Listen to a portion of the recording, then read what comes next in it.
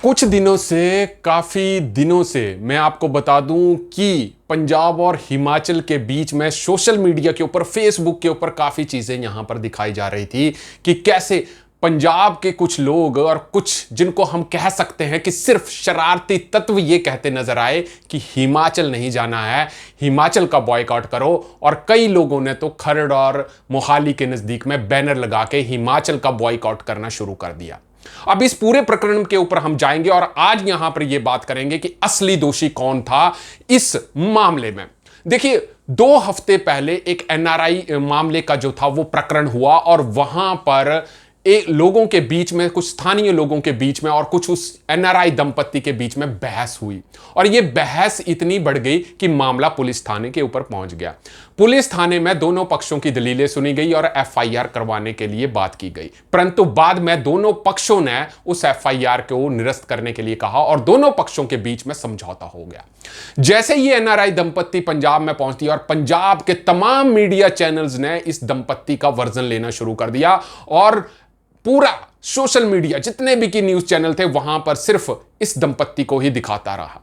और इस दंपत्ति के साथ साथ किसी ने यह नहीं पूछने की कोशिश करी किसी न्यूज चैनल में कि असली में क्या वहां पर हुआ था।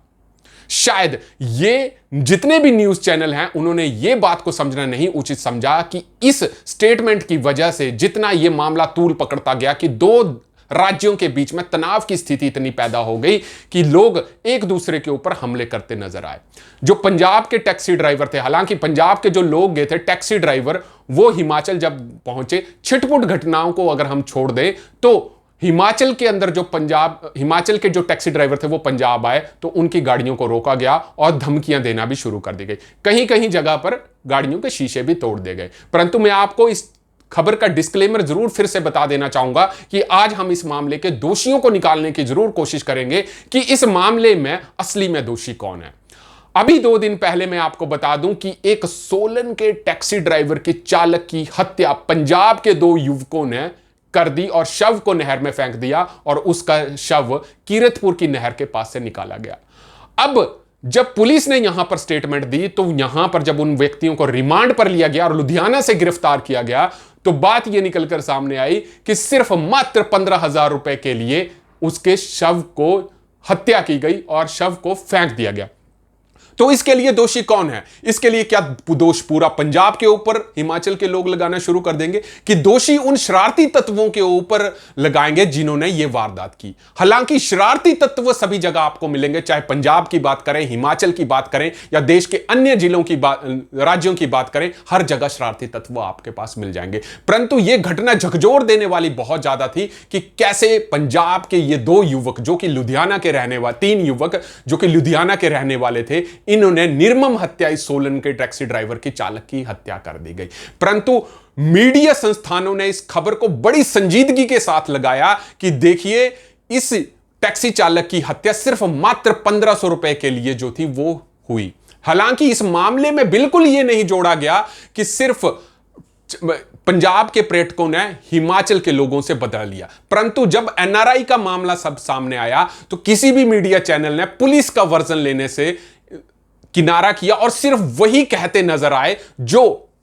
वो एनआरआई दंपत्ति कही गई। हम ये नहीं मानते कि उनके ऊपर हमला नहीं हुआ, हो सकता है कि छिटपुट घटनाएं हुई, मामला हुआ, परंतु अगर यह मामला इतना गंभीर था तो एनआरआई दंपत्ति को भी यहां पे यह चाहिए था कि इस मामले को बढ़ा दिया जाता, वहां पर रजिस्टर कराया जाता था। आपने वहां पर मामले को निरस्त कराया, अमृतसर पहुंच के आपने इस मामले को इतनी तूल दी और मीडिया ने इतनी तूल दी कि 2 राज्यों के बीच में टकराव की स्थिति उत्पन्न हो गई। और मैं आपको फिर से यहां पर बता देता हूं कि मीडिया संस्थानों का कहीं ना कहीं यह दायित्व बनता है कि जब भी वो खबर लगाएं, वो ऐसी खबर लगाएं जिससे 2 राज्यों के ऊपर कोई कोई प्रॉब्लम ना हो, कोई गंभीर परिणाम उसके ना हो।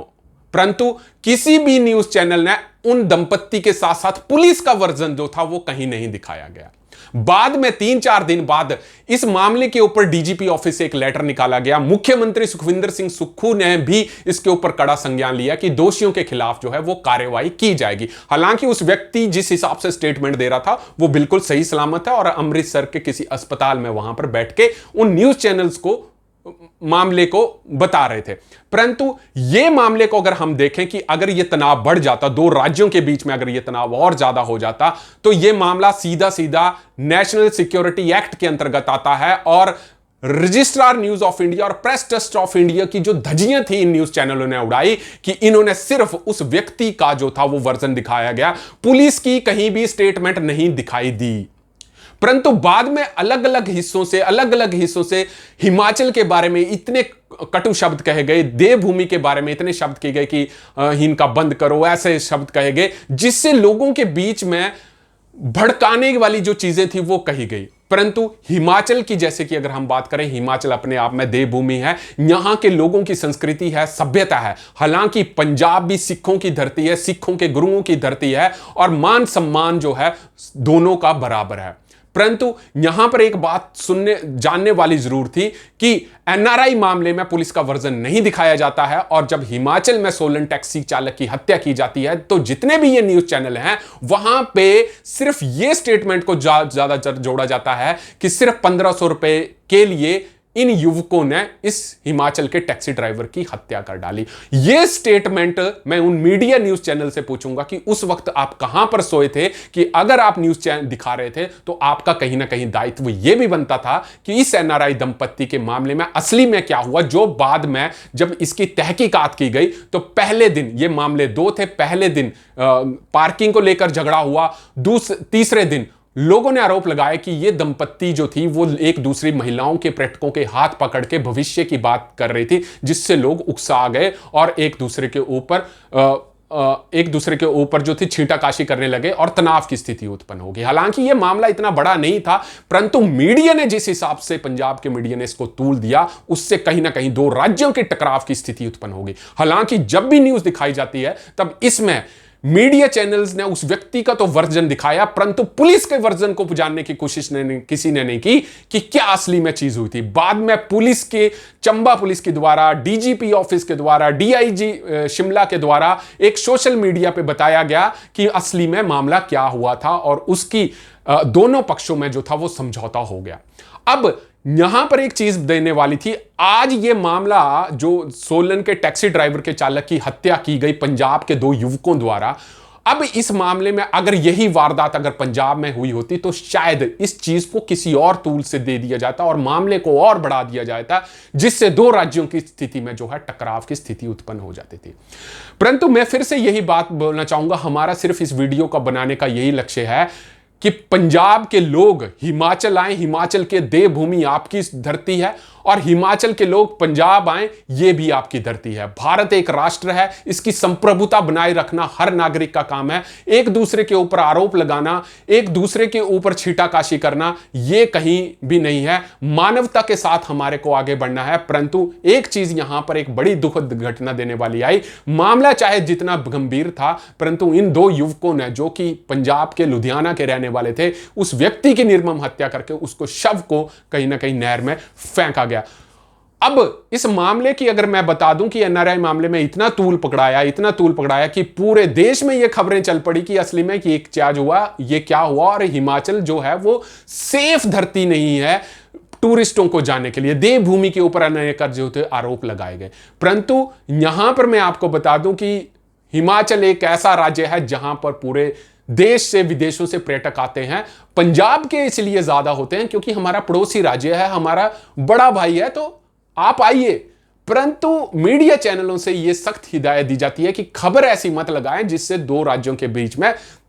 टकराव की स्थिति उत्पन्न हो जाए। अभी हमने कई न्यूज चैनलों पे देखा कि हिमाचल की गाड़ियां तोड़ी गई, हिमाचल की दंपत्तियों को रोक के, हिमाचल के टैक्सी ड्राइवरों को रोक के उनको धमकी दी जाने लगी कि हिमाचल के लोगों को, टैक्सी चालकों को समझा दिया जाए। तो ऐसी ऐसी जब घटनाएं होने लगती है तो हमारे देश की अखंडता और प्रभुता का जो है वो खतरे में आती है। हमारे को ऐसे ऐसे मामलों से बचने चाहिए। छिटपुट घटनाएं जो है वो हर जगह पर होती रहती है, परंतु इसको इतना तूल ना दिया जाए कि दो राज्यों में टकराव की स्थिति उत्पन्न हो जाए। अब ये मीडिया चैनलों की अगर मैं बात करूंगा तो बिना तथ्यों के खबरें लगाना और दो राज्यों के बीच में टकराव की स्थिति पैदा करना, ये कहीं ना कहीं एनएसए के अंदर आता है, नेशनल सिक्योरिटी एक्ट। आपने खबरें लगाई, बिना तथ्यों की लगाई, जिससे दो राज्यों में टकराव की स्थिति उत्पन्न हुई, लोगों को भड़काया गया और लोगों ने हर कुछ जो था वो हिमाचल के बारे में बोला गया। परंतु हिमाचल के लोगों की यह संजीदगी देखिए कि पंजाब के लिए उन्होंने कुछ भी नहीं कहा। अधिकतर लोग जो थे वो शांत ही देखे गए। मेरी आपसे दरख्वास्त रहेगी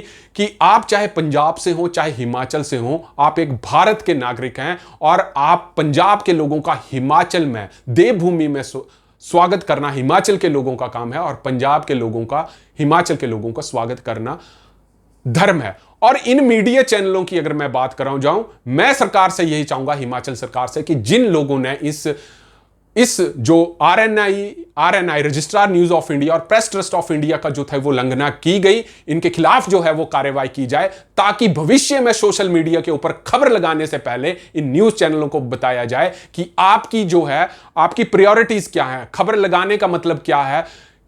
खबरों लोगों को भड़काना या लोगों को शांत रखना। देश की अखंडता और संप्रभुता की जब भी बात आती है दो राज्यों के बीच में, तब मीडिया चैनल का अहम योगदान होता है। परंतु कुछ मीडिया चैनल ऐसे हैं जिन्होंने दो राज्यों के बीच में बिल्कुल टकराव की स्थिति उत्पन्न की गई। मैं डीजीपी हिमाचल प्रदेश और हिमाचल प्रदेश पुलिस से यही कहूंगा कि पिछले दिनों से जो यह प्रकरण हुआ, बिना तथ्यों के खबरें लगाना और दो राज्यों के बीच में टकराव की स्थिति उत्पन्न करना, कड़ी से कड़ी कार्रवाई जो है वो उन चैनलों के प्रति हो। तब तक आप जुड़े रहिए हरीश वर्मा के साथ हिमाचल फास्ट एक्सप्रेस के लिए।